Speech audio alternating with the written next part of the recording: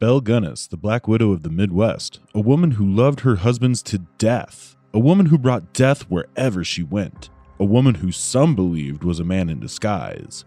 Some consider her caring, others called her evil. Despite differing opinions, everyone believed one thing: she was the most degenerate female serial killer in U.S. history. Active in the early 1900s in Indiana, her victims included men, women, and even children, with no cap on the age limit.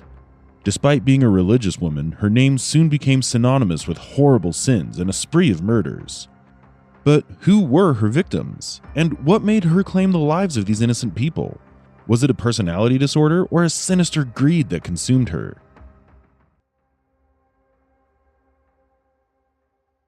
Located in northwest Indiana, LaPorte is a rural city with a population of around 22,000.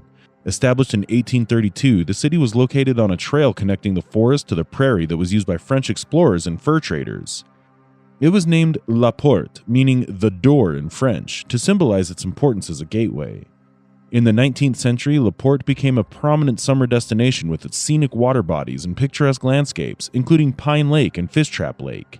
As the city continued to grow, it preserved its natural beauty, industrial prowess, and a sense of tradition. With a rich 150-year history, families have lived in LaPorte for generations, and many residents have deep roots in the region. There is one story that all people here know by heart, a tale that has been told and retold through generations. That is the story of Belle Gunness. Brynhild Paulsdatter Storseth was born on November 11, 1859, in the small fishing and farming village of Enbygda on the eastern coast of Lake Selbuzio in Norway. She was the youngest of 8 children born to Paul and Berit Storseth. Her father was a poor sharecropper and stonemason who struggled to provide for his family. They lived below the poverty line and even received poor relief from the government. Her early life in Selbu garnered different opinions. Some people, like the religious pastor of the community and a local farmer who employed her, remembered her as well-behaved. Others considered her evil-minded and prone to lying, with extremely unattractive habits. As a child, she earned the humiliating nickname of Snurkvistpala, or Paul's twig daughter, due to her task of collecting twigs to light fires. It was a direct sign of the family's inability to afford proper firewood. Due to poverty and bullying, her childhood was a hard one. By 1874, she had grown into a tall and masculine-looking teenager. She started working as a cattle girl on surrounding farms. Her responsibilities included herding cattle to mountain pastures during the summer months and tasks like milking cows, making butter, and tending to the animals. Nobody could deny that she was a hard worker, but the hardships of being a poor girl did not ease. In 1877, when she was 17, a painful and life-changing event occurred. After being confirmed in the Evangelical Lutheran Church, she discovered she was pregnant, causing scandal and shame within her family. It was not easy for society back then to accept such news. As her family struggled to cope, another shocking incident followed. At a country dance, she faced unwanted advances from a wealthy local man. When she resisted, he violently attacked her and she lost the child, forced to suffer a traumatic experience at a young age. Authorities in Selbu did not prosecute the man, but he later died under mysterious circumstances from a stomach ailment. Hardened by suffering, she emigrated to the USA on the steamship Tasso at age 21. Her destination was listed as Chicago and occupation as servant girl. Her older sister, Nellie Larson, who had already emigrated and married in the city, sponsored her journey. She arrived in the US on September 8, 1883. That was the start of a whole new journey for Brynhild, who changed her name to Belle after her arrival. In 1884, Belle married a Norwegian man named Mads Sorensen in Chicago. He worked as a department store guard, likely earning a steady working-class income. Soon, tragedy struck when their home in Chicago burned down. The Sorensens used the fire insurance money to buy a confectionery store. However, the store also fell victim to a fire even before a year had passed.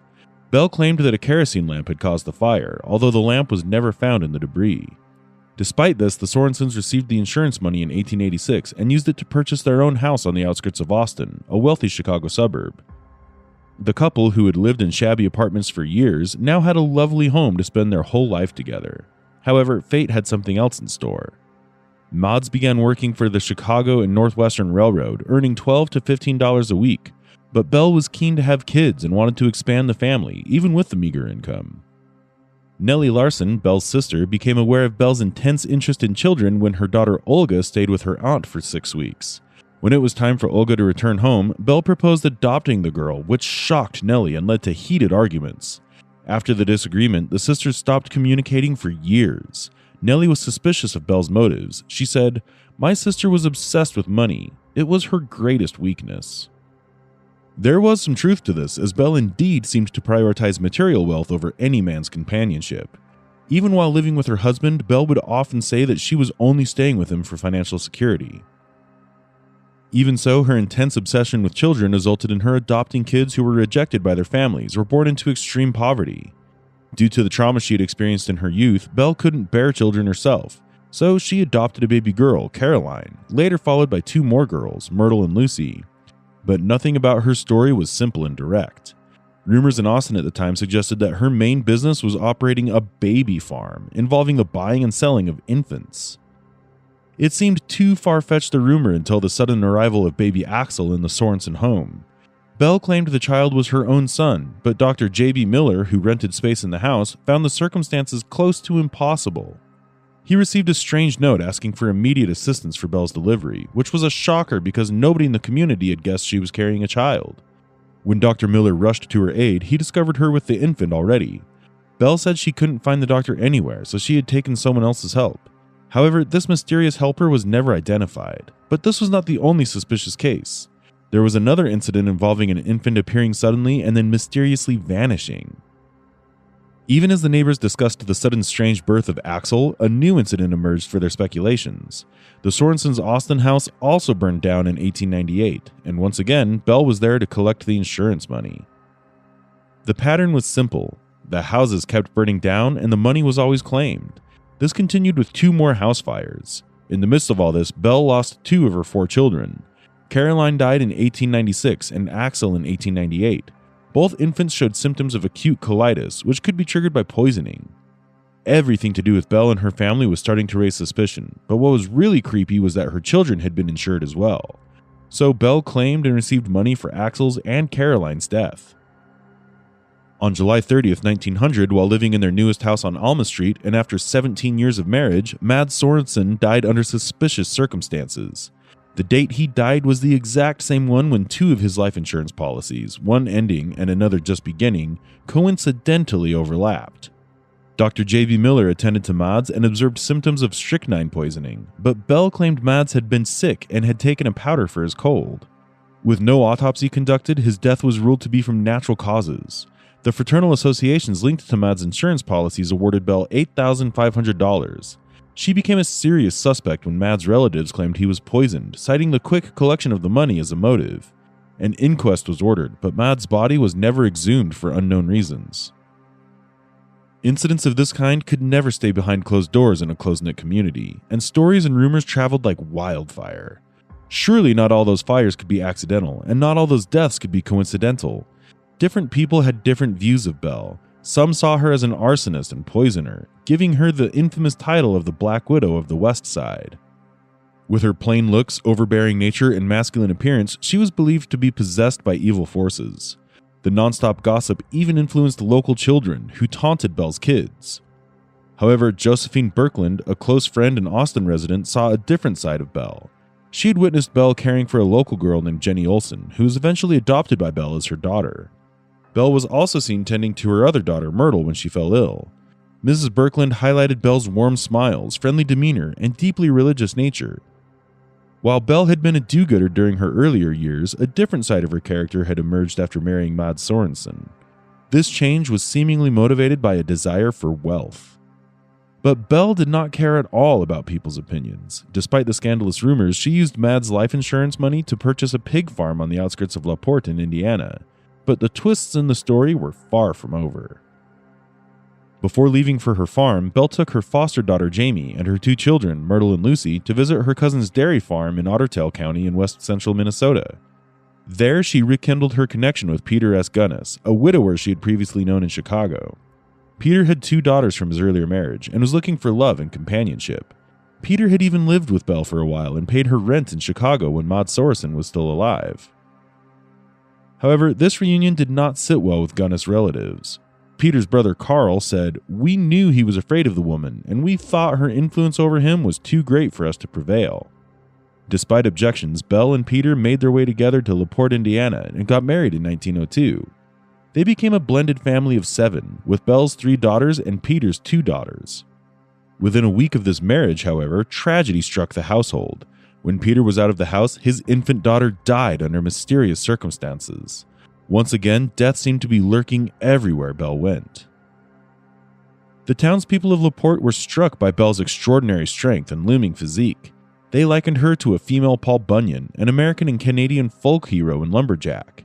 Now, that was not a compliment, really. It was more of a concern, a suspicion. Belle had a large and bony frame, square jaws, and black eyes, which made her stand out as lacking typical feminine features. People found her large, grotesque hands unnerving, especially when she worked as a butcher at the farm and expertly carved up pig carcasses. She was often seen wearing a man's fur coat over her house dresses and a sealskin cap during winters.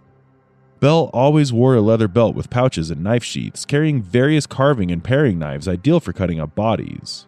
Probably just farm animals. Rumors started circulating in LaPorte that Belle Gunness might not be a woman at all, but a man in disguise. Could it possibly be a man making use of feminine charms to gain money? Could this explain why her husband seemed scared of her? Could it have been a warning about a criminal in the making? About 9 months after Belle and Peter's marriage, Peter himself died from a skull injury on December 16, 1902. Belle claimed that Peter had been sitting near the kitchen stove and reaching for his shoe when the movement had dislodged the shelf above him, causing a sausage grinder and a stone jar of hot water to fall and smash his skull. But people were skeptical about his so-called accidental death. Belle had the strength of a man and could have used that strength to smash her husband's head. Peter's family was equally suspicious and took custody of his older surviving daughter to keep her away from Belle. Although a coroner's jury suspected foul play, no charges were brought against Belle. Her luck continued, and she again collected insurance money, this time around $3,500 for Peter's death. As neighbors began to take notice of the activities on the farm, their suspicion deepened, especially when Belle gave birth to Philip Gunness in 1903. She was 44 years old at the time, yet she was seen chasing the pigs around her farm and engaging in heavy chores a mere 2 days after birthing Philip. To reassure her neighbors and to shut down rumors, Belle explained that she had called a midwife to help in the delivery. However, the midwife had a different story to share. She said that when she reached the house, Philip was already washed and clothed, and he was not the size of a newborn infant. Belle seemed to have loved her 2 husbands to death, probably even causing their demise.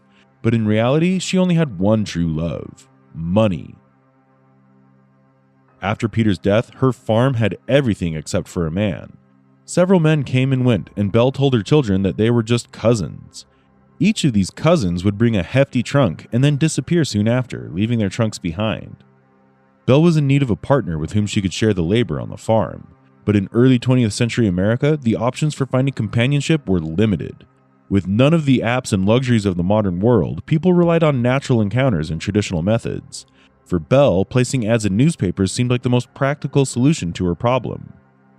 Belle started placing her marriage ads in 1905 in Norwegian newspapers like Skandinaven, Minneapolis Tidende, and Dekora Posten.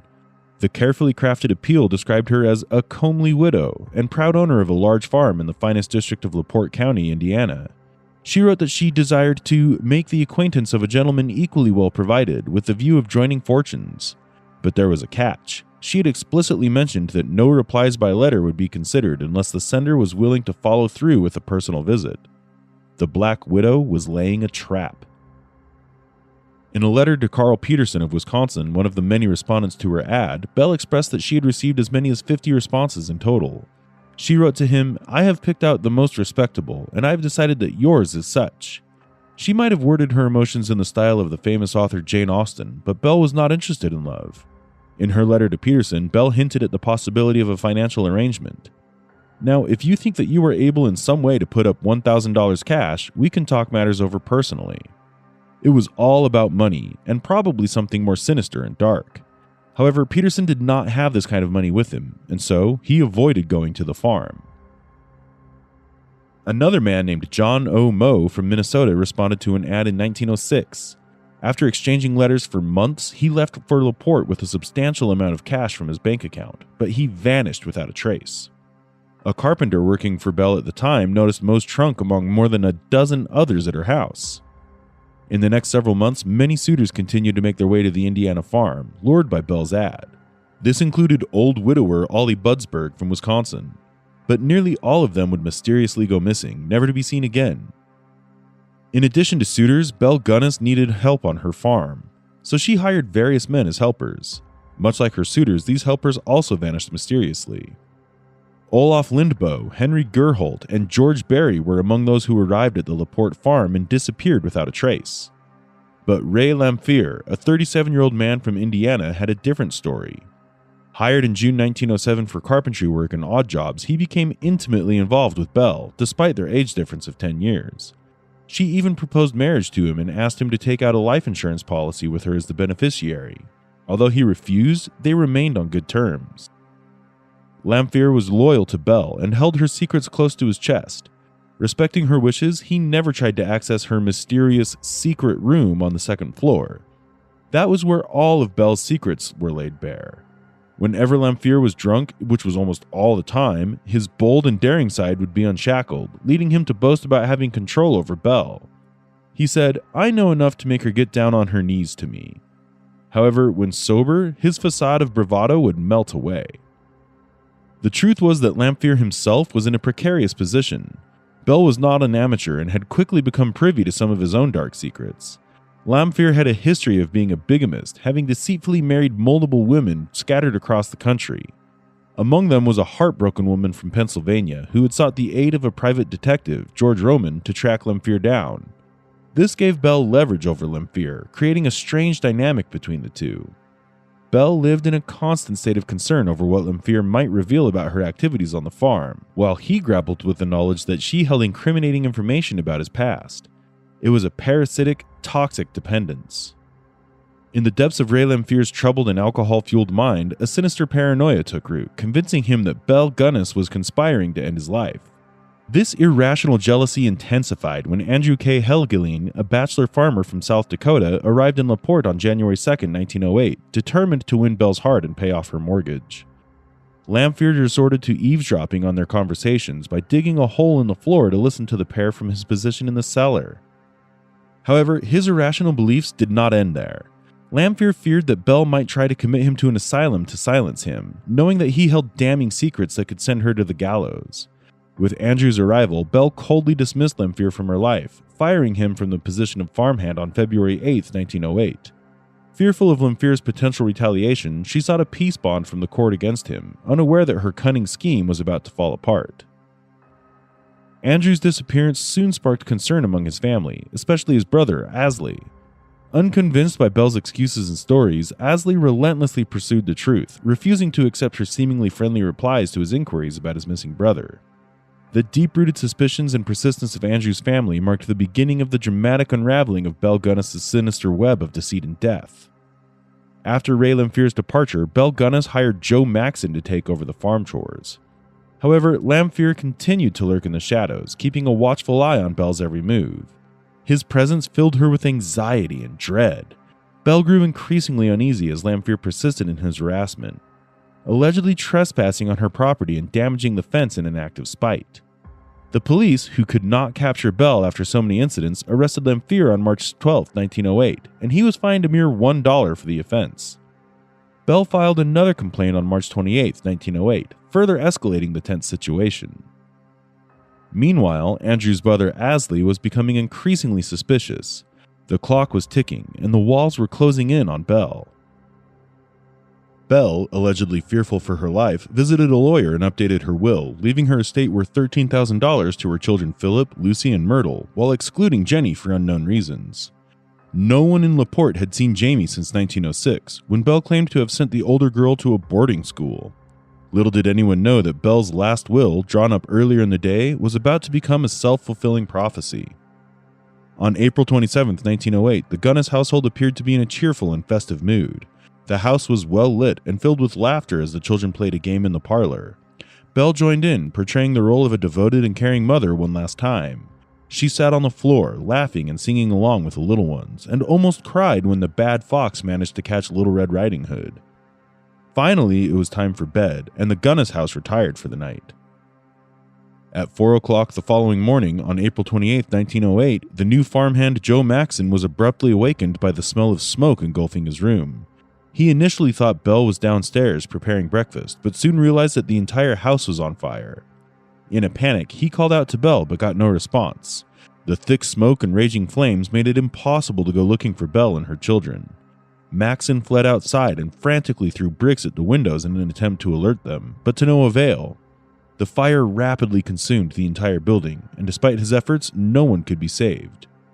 Ray Lamphere was also awake at that hour and on the move. He had spent the previous afternoon in LaPorte and had found a place to rest for the night. Shortly after 4 in the morning, he left the location where he had stayed and started walking toward the Wheatbrook farm, approximately 6 miles away from the Gunness farm. He noticed the fire and smoke, but did not stop to help Maxson or alert the neighbors. Instead, he kept walking, afraid that he might be suspected of setting the fire if he remained in the vicinity. Within minutes, the Gunness farmhouse and its surrounding structures were reduced to ruins, with debris scattered everywhere. The fire had caused the floors to collapse, leaving only fragments of the brick wall standing. The destruction was so horrifying that it was difficult to determine the fate of Belle Gunness and her 3 children. Sheriff Smutzer and his team began the daunting task of searching through the charred remains, hoping to find traces of Belle and the children. Over the next 24 hours, volunteers worked tirelessly to clear away the debris that had fallen into the basement of the burnt farmhouse. They had already completed around 3/4 of the task when they made a grim discovery. The headless corpse of an adult woman was located in the northeastern corner of the cellar. They also found the body of Philip Gunness, wrapped in a blanket and resting on her chest. The bodies of the 2 girls, Lucy and Myrtle, were placed on either side of the headless corpse. The arrangement of the victims immediately raised suspicion that they had been deliberately positioned in that manner before the fire engulfed the house. Sheriff Smutzer, who was determined to unravel the mystery, believed that the skeleton belonged to Belle Gunness, but the ferocity of the flames might have burned off her skull. However, Belle was known to have gold fillings in her teeth, and teeth are extremely resilient and difficult to destroy. The absence of any teeth or gold fillings in the first dig suggested that someone might have intentionally removed the head of the corpse. Local authorities continued to dig deeper into the rubble, but despite their efforts, they could not locate the missing skull. The mystery of what truly happened to Belle Gunness deepened with each passing minute. The remains of the headless woman and the 3 children were taken to the morgue, where Coroner Charles Mack conducted the post-mortem examination. Back at the farm, Louis Klondike Schultz, a former miner, was hired to sift through debris to look for gold fillings. On May 19, 1908, a section of dental bridge work was found. Belle's dentist, Dr. Norton, confirmed it was Belle's dental work. A 4-man coroner's jury was assembled, and they gave their verdict. The headless body was identified as Mrs. Gunness, and the other bodies were confirmed to be her children. The cause of death was determined to be suffocation followed by burning, and there was no evidence of gunshot wounds. The jury attributed the mutilation of the woman's body to the fire. However, Dr. Harry Long, who had assisted in the post-mortem, disagreed with the jury's conclusions. He pointed out that the body in the morgue was 5 inches shorter than Belle Gunness and weighed around 50 pounds less than her actual weight. He stated that the body was of a rather plump woman with a similar contour to Belle Gunness, but weighing between 150 to 160 pounds, while Belle had weighed 225 pounds. Dr. Long also observed that the fingers of the corpse showed signs of careful manicuring, while Belle's hands were known to be rough and calloused.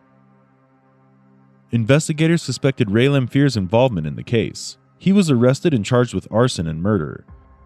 During his arrest, he was found wearing an overcoat that had belonged to John O. Moe, one of Belle's former suitors who had gone missing. Additionally, Lamphere had a watch that belonged to another of Belle's missing suitors. Asley Helgeline, the brother of missing suitor Andrew, arrived at the Gunness farm on May 1, 1908, determined to find answers about his missing brother. Acting on information from Joe Maxson, Helgeline began digging in the soft ground approximately 35 feet from the ruins of the burned house, which were the pens used to keep the pigs. Belle had told Maxson to dig post holes in that area so she could dump some rubbish. Local LaPorte officials initially opposed Helgeline's actions, accusing him of causing trouble, but he was undeterred. Eventually, Helgeline's persistence paid off with a shocking discovery. In the depths of the soft soil in the pig pen, he unearthed a burlap sack that contained human remains, including a headless torso, legs, and feet. Asley Helgeline had stumbled upon the first evidence of the gruesome crimes that had taken place on the Gunness farm, and the body in the burlap sack was none other than his brother, Andrew. As the day progressed, 4 more badly decomposed bodies were uncovered, containing all types of human remains, often with loose flesh that dripped like jelly.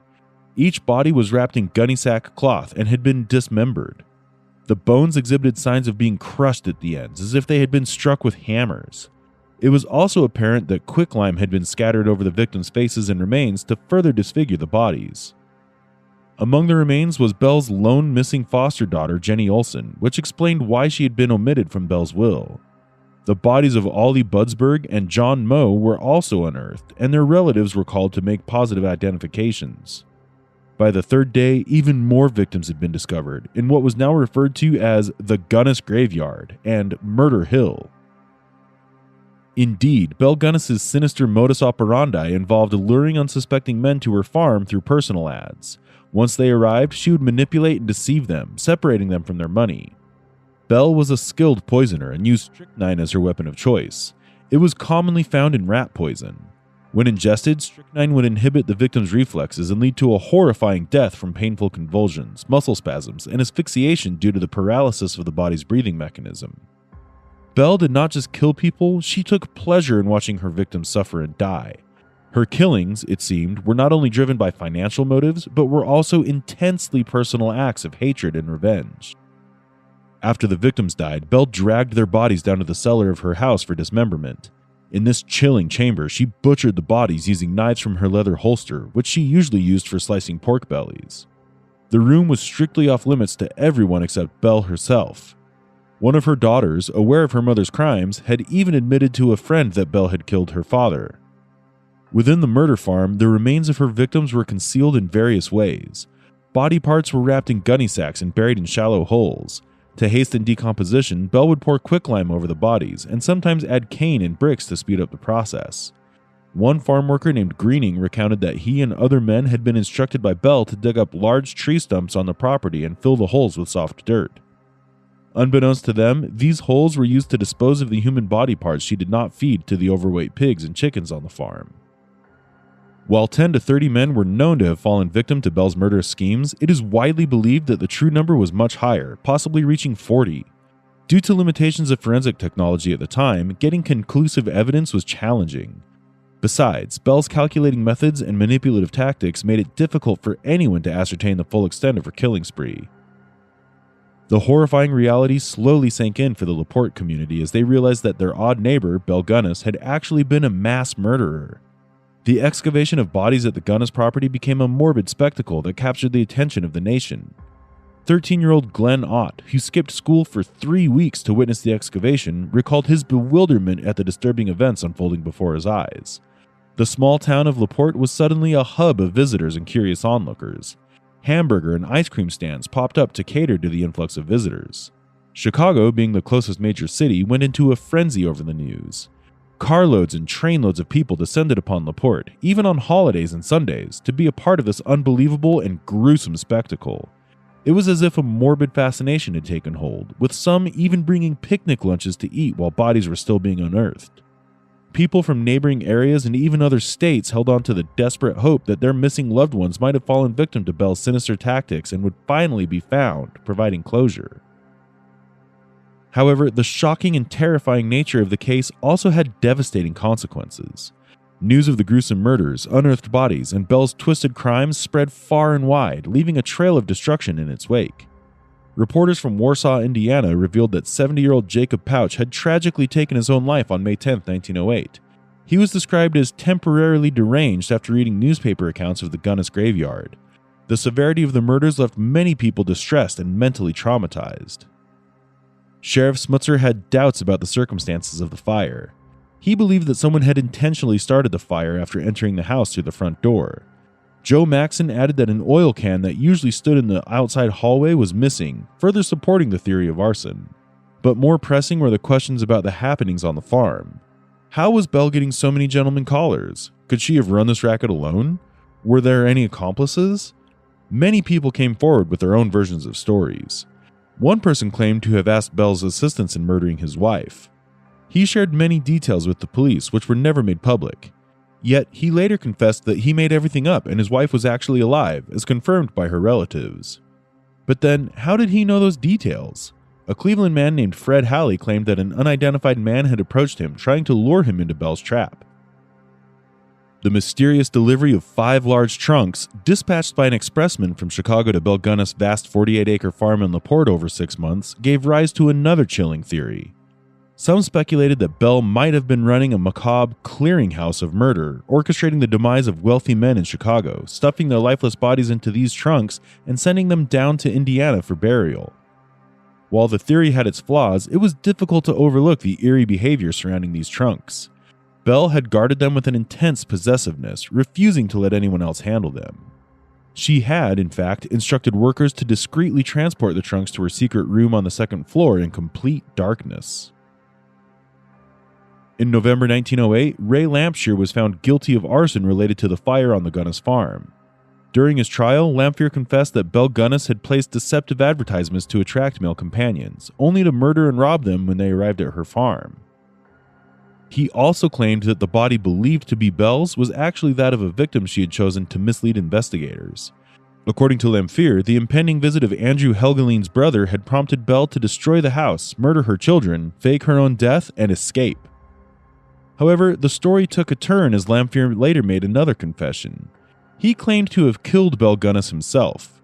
The inconsistencies between the two confessions, along with the uncertain fate of Belle Gunness, created a cloud of mystery surrounding the case. While serving his sentence at the Indiana State Prison, Lamphere contracted tuberculosis. On his deathbed, he confessed his involvement in the crimes to a fellow inmate named Harry Meyer. According to Meyer's recollections, Lamphere admitted to setting the fire and driving Belle to the railroad station. He also said that the burned and headless female body was not Belle, but a housekeeper she had hired a few days prior to the fire. The truth surrounding Belle's fate remained shrouded in mystery. Countless reports of possible sightings of Belle from different parts of the country emerged over the years, yet none could be substantiated. Belle had withdrawn a significant portion of her bank funds just before the fire, adding to the frenzy of speculation that she had faked her death and escaped with the money. In 2008, an attempt was made to exhume the female headless body and identify the victim using DNA samples. However, the samples collected from the crime scene in 1908 were ruined due to age. No conclusion could be made about what happened to Belle. Belle Gunness was named in the Guinness Book of World Records for being the modern murderess with the most victims. Over time, Belle Gunness' story transformed into a legend. From the unsettling disappearance of numerous men and the heartbreaking death of all the children in her care, to the gruesome revelations of her deadly actions, the truth behind her deeds may never be fully known. The echoes of her crimes continue to reverberate through time and have become a significant part of LaPorte's history. Even to this day, the local county museum has a permanent exhibit on the Black Widow who gave the city such notoriety and drew crowds of visitors. Though the case may never be closed definitively, we must remember the victims whose lives were cut tragically short and seek solace in the hope that Belle could not claim any more lives. Do you think Belle staged her death, or did she end her life knowing the walls were closing in on her? What, according to you, is more possible? Ray Lamphere killing her or helping her escape? Let us know your thoughts. Also, we would love to hear from you. If you want us to cover a case, please mention it in the comment section below. And do not forget to like, comment, and subscribe to our channel. Until next time.